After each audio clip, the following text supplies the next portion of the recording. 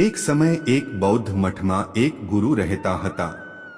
એકવાર એક માણસ તેમની પાસે આવ્યો અને કહ્યું, ગુરુજી, હું મારા મનમાં પરેશાન છું. મારા મગજમાં દરેક સમયે ઘણા વિચારો આવે છે. કૃપા કરીને મને આ વિચારો ઘટાડવા માટે કેટલાક મંત્ર આપો. જૈન ગુરુએ તેની તરફ જોયું અને કહ્યું, મારા મિત્ર, તું દરરોજ ધ્યાન કરવાનું શરૂ કરે છે. ધીરે ધીરે ધ્યાન કરવાથી તમારું મન શાંત થવા લાગશે. પણ પેલા માણસે કહ્યું કે સાહેબ, મહેરબાની કરીને મને ધ્યાન કરવા માટે કહો નહીં. હું ધ્યાન કરી શકતો નથી, કારણ કે જ્યારે હું ધ્યાન કરવાનો પ્રયત્ન કરું છું ત્યારે મારા મગજમાં વધુ વિચારો આવવા લાગે છે અને મોટા ભાગના વિચારો નકારાત્મક હોય છે, જે મારા મનને વધુ વિચલિત કરે છે અને તમને બેચેન બનાવે છે. જાન માસ્તરે કહ્યું, ચિંતા ન કરો પુત્ર, આ ધ્યાનના પ્રારંભિક તબક્કામાં થાય છે, પરંતુ ધીમે ધીમે ધ્યાનનો અભ્યાસ કરવાથી તમારું મન શાંત થવા લાગશે. પણ માણસે કહ્યું કે ગુરુજી, ધ્યાન એ મારી ચાનો કપ નથી. કૃપા કરીને મારા મનને શાંત કરવા માટે મને કોઈ મંત્ર આપો.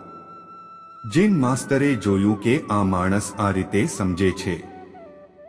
જો નહીં તો તેણે કહ્યું, ઠીક છે, જો તમે આગ્રહ કરો છો તો હું તમને એક મંત્ર આપું જે તમારા મનને શાંત કરી શકે. પછી માસ્ટરનીએ કાનમાં એક મંત્ર ફફડાવ્યો અને કહ્યું કે તમારે દરરોજ એકલા બેસીને આ મંત્રનો જાપ કરવાનો છે. બાદમાં તે ખૂબ જ ખુશ થઈ ગયો અને કહ્યું, ગુરુજી, તમારો આભાર, હું આ મંત્રનો દરરોજ ચોક્કસપણે જાપ કરીશ. જેમ કે તે પાછા જવા માટે મૃત્યુ પામવાના હતા. જૈન માસ્તરે કહ્યું, પણ મંત્ર જાપ કરતી વખતે એક વાત યાદ રાખજો, વાંદરા વિશે વિચારશો નહીં, નહીંતર મંત્ર અસરકારક બની જશે. તે માણસે કહ્યું, ગુરુજી, હું વાંદરા વિશે કેમ વિચારીશ? મેં મારા આખા જીવનમાં ક્યારેય વાનર વિશે વિચાર્યું નથી. તેની ચિંતા કરશો નહીં, અને તે ત્યાંથી ચાલ્યો ગયો. તે માણસ ખુશ થઈને ઘરે પાછો આવ્યો અને મંત્ર જાપ કરવા બેઠો. તરત જ તેણે મંત્રનો જાપ શરૂ કર્યો.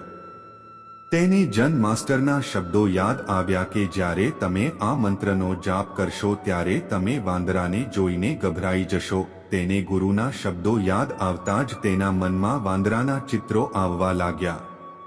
તે વાનર હે વિચારોને અવગણવાનો પ્રયત્ન કર્યો, પરંતુ તેણે વાંદરાઓને અવગણવાનો જેટલો પ્રયત્ન કર્યો, તેના મનમાં વાંદરાઓ દેખાવા લાગ્યા અને થોડા સમય પછી તેનું મન વાંદરાઓથી ભરાઈ ગયું. તે જેટલા વાંદરાઓને અવગણવાનો પ્રયત્ન કરતો હતો તેટલા જ તેના મનમાં વાંદરાઓના વિચારો આવતા હતા. સવાર સુધીમાં તે લગભગ પાગલ થઈ ગયો હતો. બીજે દિવસે સવારે તે જૈન ગુરુ પાસે પાછો દોડ્યો અને તેમને બધું કહ્યું અને કહ્યું કે ગુરુજી, તમે મને આવો મંત્ર આપ્યો છે. ગઈકાલ સુધી મેં ક્યારેય વાંદરાઓ વિશે વિચાર્યું ન હતું અને હવે મારું મન વાંદરાઓના વિચારોથી ભરાઈ ગયું છે અને વાંદરાઓ એક સેકન્ડ માટે પણ મારો સાથ નથી છોડતા.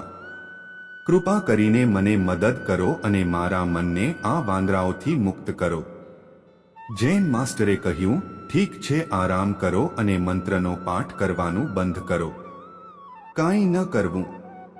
તે માણસ આરામથી બેસી ગયો અને મંત્રનો પાઠ કરવાનું બંધ કરી દીધું. તેને આશ્ચર્ય થયું કે હવે તે વાંદરા વિશે વિચારતો નથી. બધું નોર્મલ થઈ ગયું.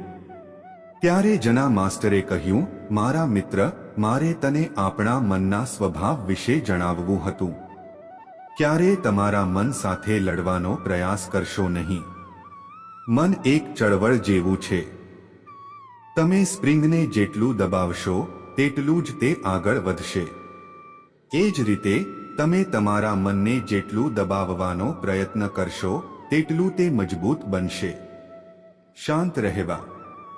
મનના વિચારોનું અવલોકન કરવાનું શરૂ કરો અને તમે જોશો કે તમારું મન ધીમે ધીમે પોતાની મેળે શાંત થઈ જશે અને મનનું અવલોકન કરવા માટે તમારે ધ્યાન કરવાની જરૂર છે. જો આપણે આપણા જીવનમાં ડોકિયું કરીએ તો જણાશે કે આપણું મન વાંદરા જેવું છે જે દરેક સમયે લક્ષ્ય વિના અહીં ત્યાં કૂદતું રહે છે. જો તમે આ વાનર મનને બળથી રોકવા માંગતા હોવ તો તમે તેમ કરી શકશો નહીં. જેમ તમે તેના સ્પ્રિંગને સ્ક્વીઝ કરવાનો પ્રયાસ કરશો તેટલું વધુ તે લેશે. તેવી જ રીતે તમે તમારા મનમાં આવતા વિચારોને રોકવાનો જેટલો પ્રયત્ન કરશો તેટલા તે વિચારો વધશે. વિશેષ કહે છે કે માનવ મગજ એક દિવસમાં 36,000 થી 8,000 વિચારો ઉત્પન્ન કરે છે.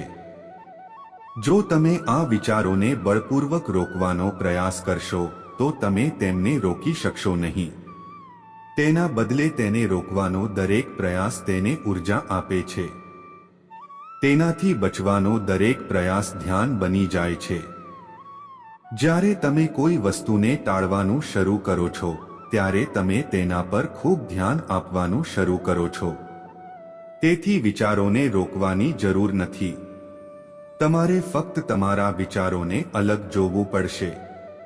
આપણા નિયમિત જીવનમાં સામાન્ય રીતે આપણે આપણા વિચારો જોઈ શકતા નથી, પરંતુ ધ્યાનમાં તમે તેને સરળતાથી કરી શકો છો. એટલા માટે તમારે તમારા મનનું નિરીક્ષણ કરવા માટે ધ્યાનની પ્રેક્ટિસ કરવાની જરૂર છે. કેટલાક લોકોને લાગે છે કે જ્યારે તેઓ ધ્યાન કરવાનું શરૂ કરે છે ત્યારે તેમના મગજમાં વધુ વિચારો આવે છે. પરંતુ તેની પાછળનું કારણ એ છે કે જ્યારે આપણે ધ્યાન કરવાનું શરૂ કરીએ છીએ ત્યારે આપણા મનમાં છુપાયેલા જૂના વિચારો બહાર આવવા લાગે છે. જેમ કે જો તમે તમારું ઘર સાફ કરો, બધો કચરો બહાર આવે છે. એ જ રીતે જ્યારે તમે ધ્યાન કરવાનું શરૂ કરો છો ત્યારે મનમાંથી બધો કચરો બહાર આવવા લાગે છે અને તમને વધુ વિચારો આવવા લાગશે. પરંતુ તમારે તેના વિશે ચિંતા કરવાની જરૂર નથી અને ફક્ત તમારા વિચારો આવતા અને જતા જુઓ અને તમારી ધ્યાન પ્રેક્ટિસ ચાલુ રાખો. ધીરે ધીરે મનમાંથી બધો કચરો નીકળી જશે. પછી મન આપોઆપ શાંત થઈ જશે અને તમે ઓછા વિચારો કરવા લાગશો અને લાંબા અભ્યાસથી તમે ચોક્કસપણે તમારા મનને નિયંત્રિત કરી શકશો.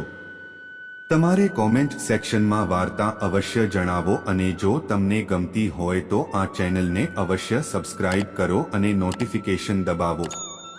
ત્યાં સુધી આગળની વાર્તામાં ધ્યાન રાખજો.